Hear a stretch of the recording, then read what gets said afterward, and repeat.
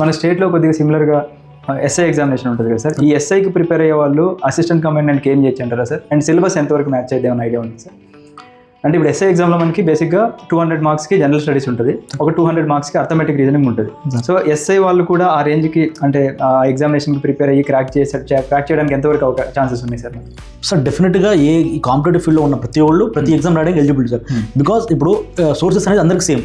Like నేను English Indian polity చదువుతా, లక్ష్మీకాంత్ వేరే వాళ్ళు కూడా సేమ్ బుక్ చదువుతారు. అట్టనే హిస్టరీకి స్పెక్ట్రమ్ కానీ ఎన్సీఆర్టీ కానీ అన్ని సేమ్ ఉంటాయి సార్.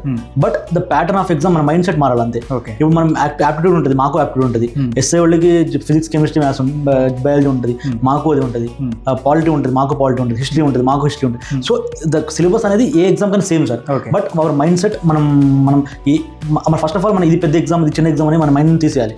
అది యూపీఎస్సీ లెవెల్ అయినా కానీ లోయర్ ఎగ్జామ్స్ అయినా కానీ ద హార్డ్ వర్క్ అనేది సేమ్, మనం కష్టపడే తత్వం కూడా సేమ్ ఉంటుంది.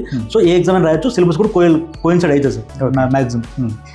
ఎస్, సో చూశారు కదా స్టూడెంట్స్, మనకి మీ యొక్క మైండ్ సెట్ని బట్టి మీకు జాబ్ అనేది డిసైడ్ అవుతుంది అనమాట. అంటే నేను కానిస్టేబుల్ అవ్వాలి అనుకుంటే కానిస్టేబుల్లానే ఉంటుంది, నేను ఎస్ఐ అవ్వాలంటే మీరు ఎస్ఐ అవ్వగలరు, మీరు అసిస్టెంట్ కమాండెంట్ అవ్వాలంటే అవ్వగలరు అనమాట. అంటే మీ మైండ్ సెట్స్ ఇక్కడ చేంజ్ చేసుకుంటే మీకు ఇక్కడ సక్సెస్ వస్తుంది, మీరు కూడా ప్రసాద్ సార్ లాగా మంచి అచీవర్ అవుతారు సార్. దీంట్లో